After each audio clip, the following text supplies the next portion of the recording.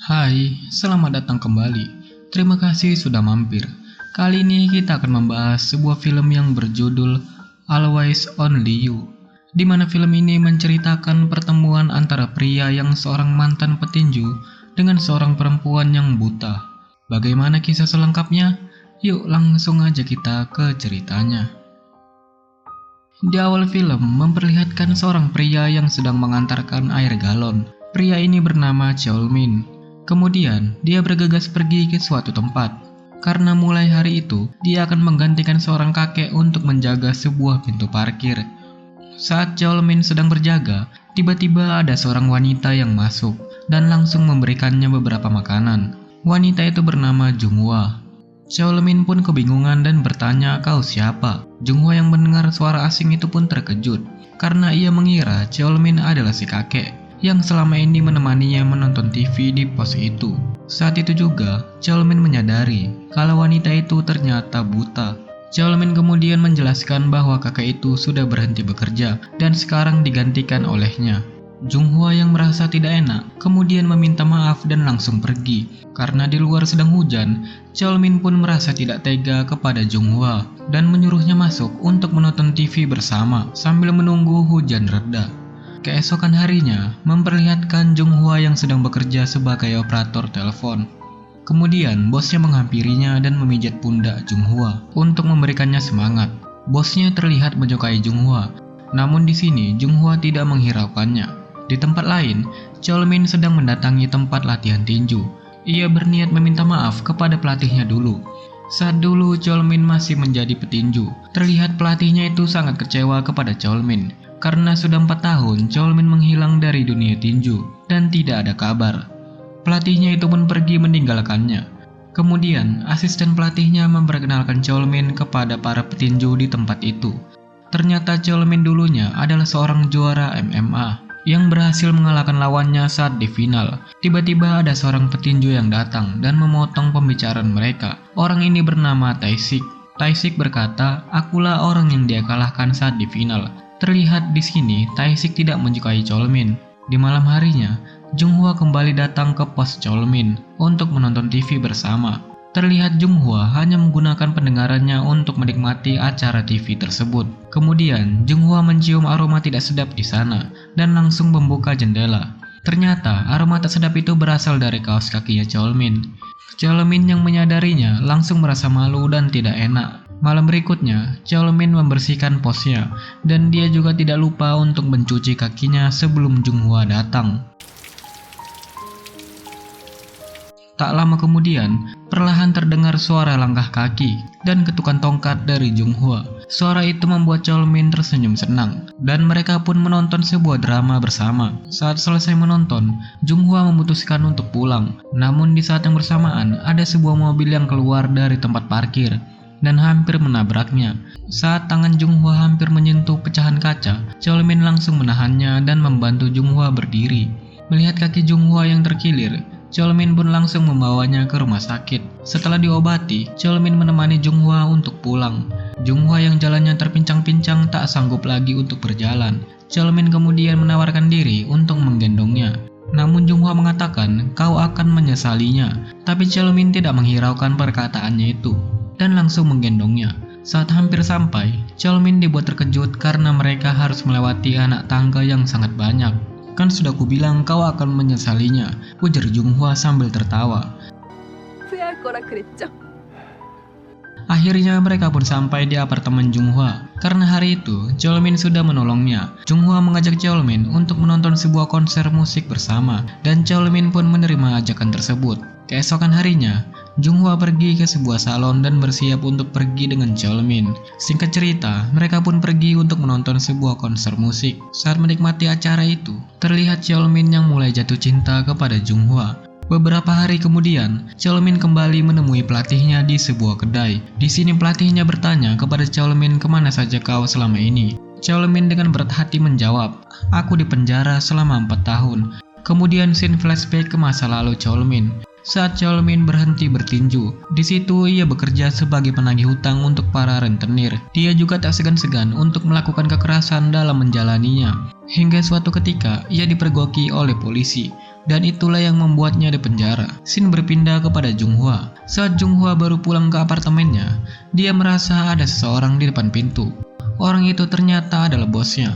Dia terlihat kesal kepada Junghwa karena Junghwa selama ini selalu menolaknya saat diajak makan malam bersama. Dia pun memaksa masuk ke apartemen Junghwa. Dia mencoba untuk melecehkan Junghwa dengan memeluknya. Namun tentu saja Junghwa menepisnya. Sontak saja, hal itu membuat bosnya marah dan ingin memperkosa Junghwa. Saat Junghwa akan diperkosa, secara kebetulan Cholomin datang. Tentu saja, Cholomin langsung mengajar orang itu dan tak segan-segan mematahkan jarinya. Hal itu membuat Junghwa sedih dan kecewa kepada Cholomin karena Junghwa takut akan kehilangan pekerjaannya. Sejak hari itu, Cholomin berniat untuk menjaga Junghwa dengan diam-diam mengikuti kemanapun Junghwa pergi. Malam harinya Junghwa menghampiri Cholomin dan dia memberitahunya bahwa dia sudah berhenti bekerja. "Maukah kau membawaku pergi ke suatu tempat?" ujar Junghwa. Cholomin pun menjawab, "Iya, aku akan membawamu ke suatu tempat." Kemudian Junghwa pun tersenyum.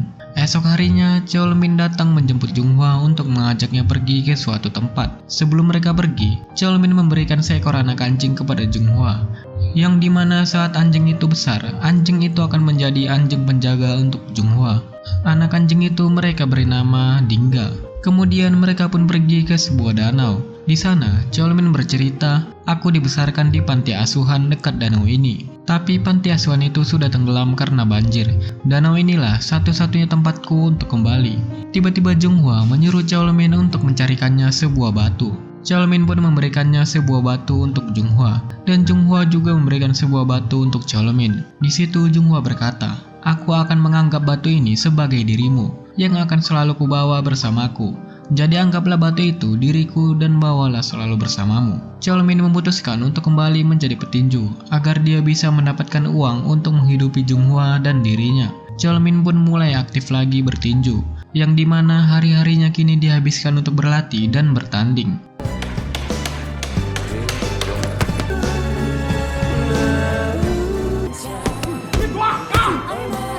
Tiap harinya Junghwa juga selalu memijat tubuh Cholomin yang kelelahan. Kemudian Junghwa mengajak Cholomin pergi ke tempat abu jenazah orang tuanya. Ia ingin memperkenalkan Cholomin kepada kedua orang tuanya. Di sini Junghwa menceritakan tentang penyebab kematian orang tua dan mengapa dia bisa buta.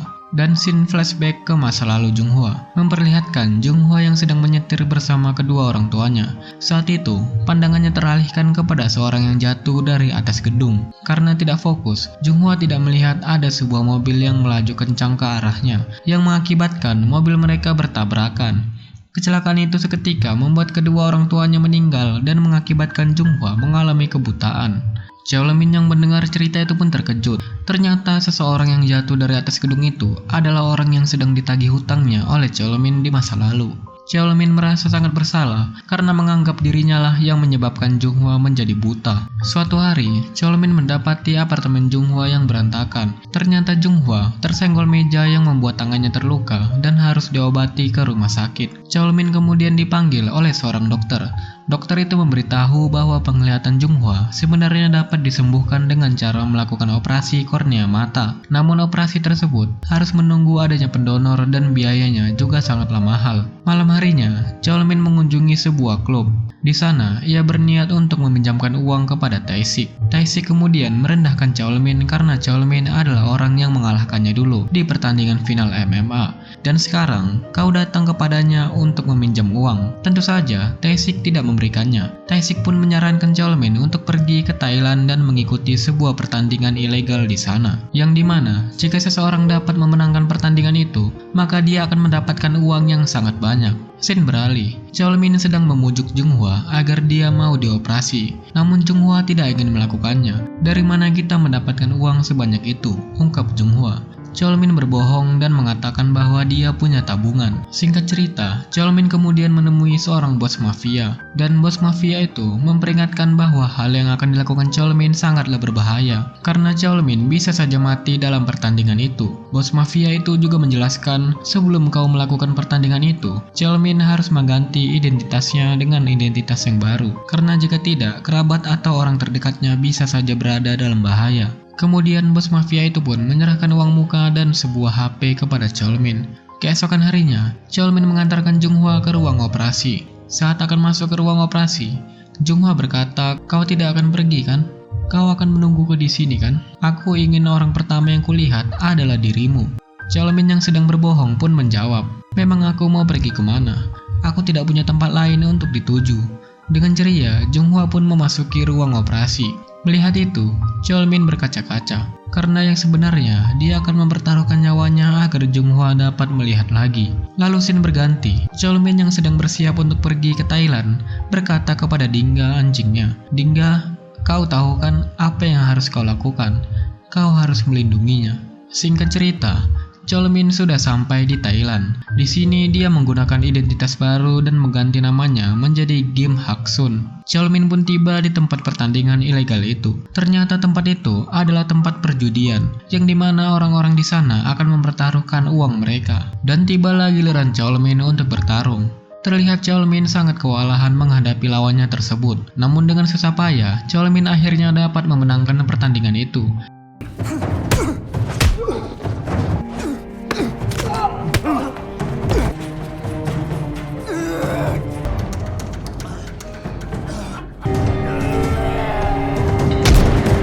Saat Cheolmin akan pulang, tiba-tiba ada sebuah mobil yang menabraknya, dan terlihat orang-orang yang turun dari mobil itu langsung menusuk punggung Cheolmin dengan pisau. Ternyata semua itu adalah ulah Tae-sik. Merasa Cheolmin sudah mati, mereka pun langsung pergi. Di sisi lain, Junghwa yang selesai menjalani operasi, sekarang sudah dapat melihat lagi. Namun bukannya senang, dia justru menangis karena tidak ada kehadiran Cheolmin di sana. Berminggu-minggu Junghwa menjalani harinya dengan menunggu kedatangan Cheolmin, sampai dia meminta bantuan kepada polisi untuk mencari Cheolmin. Tapi apa daya, Junghwa yang selama ini tidak pernah melihat wajah Cheolmin, membuat polisi jadi kebingungan. 2 tahun kemudian, Junghwa kini memiliki sebuah toko bunga, dan dia juga menjadi sukarelawan untuk memijat para pasien di rumah sakit. Suatu ketika, Junghwa mendapatkan telepon dari rumah sakit, karena ada seorang pasien kakek yang ingin dipijat olehnya. Junghwa pun pergi ke rumah sakit untuk memijat kakek itu. Junghwa menyapa kakek itu dengan ramah. Mendengar suara Junghwa, salah satu pasien yang berada di ruangan itu langsung berpaling ke arahnya.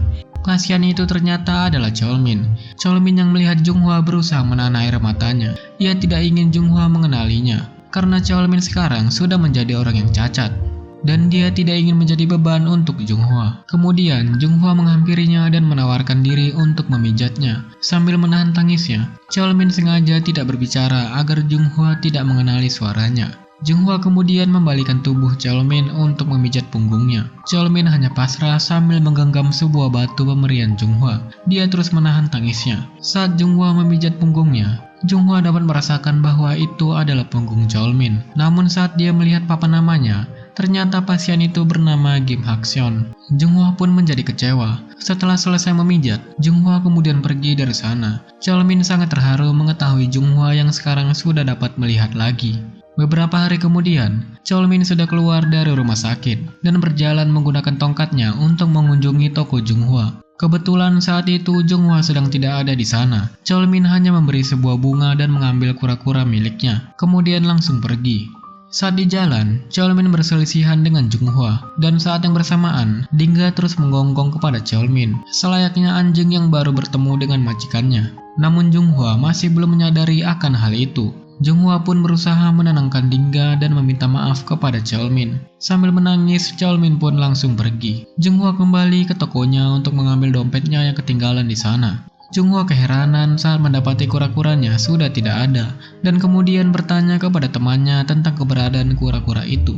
Temannya memberitahu bahwa tadi ada seorang pria pincang yang membeli bunga di dekat kura-kura itu. Dingga yang terus menggonggong seakan ingin keluar dan mengejar Cheolmin. Saat melihat hal itu, Junghwa baru menyadari bahwa pria tersebut adalah Cheolmin.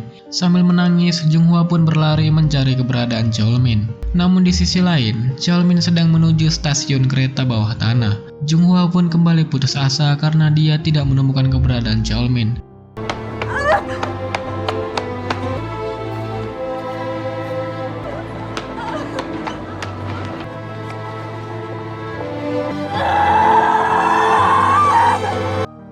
Saat di jalan, Junghwa tiba-tiba teringat dengan sebuah danau yang dulu pernah dikunjunginya bersama Cheolmin. Di danau itu, terlihat Cheolmin yang sedang melepaskan kura-kuranya. Tanpa dia sadari, Junghwa sudah berada di belakangnya. "Maafkan aku yang tidak mengenalimu. Aku sungguh meminta maaf," ungkap Junghwa. Junghwa kemudian memeluk Cheolmin dan berkata, "Aku sangat merindukanmu." そのアジャシ Cheolmin pun membalasnya, "Junghwa, aku mencintaimu." 사랑한다. Dan film pun berakhir. Film ini memiliki happy ending, dan film ini mengajarkan kita tentang arti dari sebuah ketulusan, sebagaimana kedua tokoh pada film ini yang saling mencintai tanpa memandang kekurangan satu sama lain. Sekian, kalau ada salah-salah kata mohon dimaafkan, dan sampai jumpa lagi.